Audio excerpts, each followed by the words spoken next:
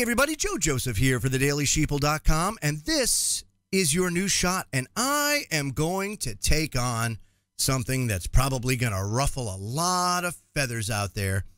But this, my friends, is the way that it was supposed to be, the way that things were supposed to happen. And now you have these events that are going on in American society that's causing a lot of strife and a lot of division within those that, you know, kind of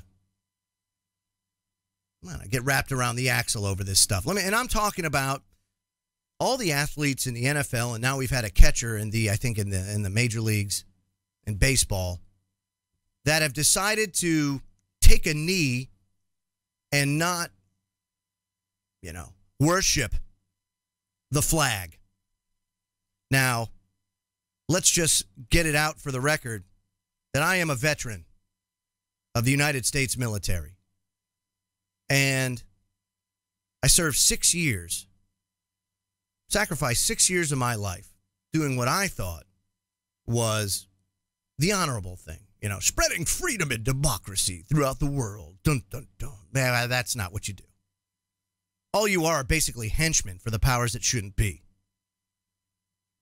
And the way that they rally people, and it's been done for millennia, been around a banner or a flag. Used to be family crests. You know, if it was the king, you had his family crest, and that's what you rallied around. Why, it's our king, it's our leader, and we'll die for our king, you know? Now, I'm not saying it's bad to be patriotic, not at all. If you want to be patriotic, knock yourself out. That's great. But let us remember that the flag is no more than a piece of cloth that's used to just be a visual cue to rally people to a whatever message or signal that you want to give to people when they see this visual sign, this signal. But where does flag worship and everything come from? Well, if you take a look at it, it is used to control. It's a control mechanism. You know, the red, white, and blue. You know, we bleed red, white, and blue. Yeah. But really, what does that mean? And you have to look at how the present day flag worship here in the United States, and I'm using us as an example, why it was implemented widespread and what its purpose is. Okay? Now, this runs kind of parallel with the whole concept of God is perverse and we need to remove him from society and replace him with the government God. Okay, this is something that's been in the works for quite some time. As a matter of fact, I can go back to 1848 to a gentleman by the name of Moses Mordecai Marks Levy.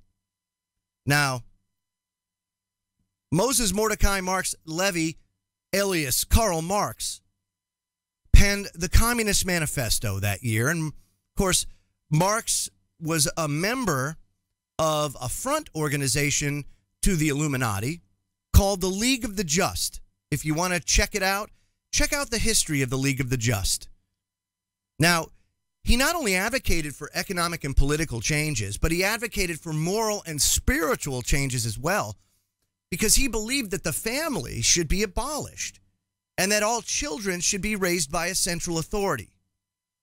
And he expressed his attitude towards God or a higher power by saying this: we must war against all prevailing ideas of religion, of the state, of country, and of patriotism. The idea of God is the keynote of a perverted civilization. It must be destroyed. It must be destroyed. And that is exactly what they embarked upon when they started this idea of flag worship, of trying to put in your head that you must support this cloth no matter what. You must pay homage to it. You must salute it. You must do whatever it is everybody else does because of all the people that died defending it. When, folks, since the Civil War, these people did not die defending it. They died in vain, or at least not in that regard. Whether we want to say, well, we freed Europe, okay. We could say we freed Europe, you know, that we went in with the best of intentions in Korea, which we are still entangled in today, and all the other interventionism. You can paint it with what you want, but it certainly was not defending freedom and democracy. Let us just be clear about that. History paints an entirely different picture when you go back to it. It's all about control. It's all about advancing these values that support a narrative and also support an ideology. Now, Francis Bellamy was the man that wrote the Pledge of Allegiance to the flag, not to God, not even to the President of the United States, but to a piece of cloth. And you have to understand that Francis Bellamy was a socialist, and he wrote this to promote socialism and worship of the state. And when he started the Pledge of Allegiance, believe it or not, it was written in 1892. Up until the 1930s, school children would raise their arm in a stiff right arm, upward and outward, fingers pointed ahead, just like the Nazi salute. They would do that when they recited the Pledge of Allegiance. It was known as the Bellamy salute. It was known as the Bellamy salute.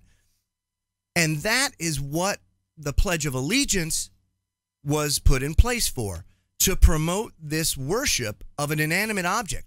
Folks, if you want to talk biblical, it would be the same thing as what we consider idolatry. Okay, so if you go to a Catholic church and you go inside the Catholic, you'll see nothing but idol worship everywhere. You know, golden statues of the Virgin Mary and the crucifix and all the stained glass and everything else of all these images of somebody or something purporting to be Jesus or God or the Virgin Mary, whatever. Obviously, it's not them.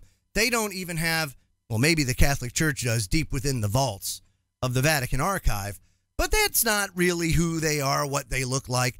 But hey, you know what? We're trying, and go ahead, worship the statue and everything. Look, it was like numero uno, number one in the commandments, like no idol worship. Love God, but don't worship idols, it says. Yeah, here we are doing the same thing, not just in our churches, but also where? We're doing it in a Pledge of Allegiance, in the worship of a piece of cloth. And a lot of people will go and argue and say, well, a lot of people died for it. Well, a lot of people died under the wrong impression. They did not understand what it was that they were supporting, what it was they were fighting for, and who it was they were fighting against. And that's just the God's honest truth. Take it from somebody that wasted 6 years of their life in that regard. I don't consider all my military experience to be a waste, but I can tell you that the reasons that we were told why I had to go off the coast of Bosnia in 96 and why I had to spend 2 deployments to the Arabian Gulf was not because of freedom and democracy, was not because, that nasty bad man Saddam Hussein was going to destroy the world if we didn't enforce the oil for food program on him. No, that wasn't it at all. And what you do when you go through history is you find an entirely different picture. And it's all about, in the schools, developing this brainwashing, this programming, so that you have willing slaves and willing participants in the system when all is said and done. And a man by the name of Chester M. Pierce in 1972, by the way, this is a professor emeritus at Harvard University. Chester M. Pierce, He was a professor of education and psychiatry at the Faculty of Medicine at Harvard. This is what he said at the keynote address to the Association for Children Education International in 1972. He said this, quote, "Every child in America entering school at the age of 5 is insane because he comes to school with certain allegiances towards our founding fathers, towards his parents, and towards a belief in a supernatural being. It's up to you, teachers, to make all of these sick children well by creating the international child of the future." Now, everybody out there that homeschools your child will know some of the adversity, some of the ridicule, some of the black sheepery, if you will, that you are subjected to when you go down that road. Because if you're going to homeschool a child, right, why would you use a public school blueprint if you're going to homeschool? If you're going to do that, why not just go to public school?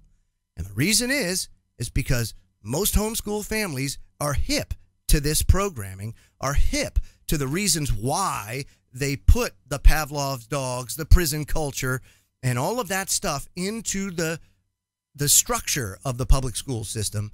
And they know. So they pull their children out, they unschool their children, they homeschool their children the way that they're intended to learn, the natural way. And they get ridiculed because of the generations of programming that's been put in. People can't comprehend the fact that it's wrong. Straight up. So I ask you to take a very, very objective view as far as how and why people do this, why people salute the flag, why people worship the flag, and what it means really at the end of the day to everybody. Because at the end of the day, that flag is nothing more than a piece of cloth. And your identity, my friends, does not rest with red, white, and blue. Your identity is unique to you and doesn't rely or depend on any religion, any sport, any social norm, any national symbol, nothing. You are who you are and should be respected for who you are. I'm Joe Joseph. This was thedailysheeple.com's News Shot. Feel free to comment below and visit our website at thedailysheeple.com. Have a great day.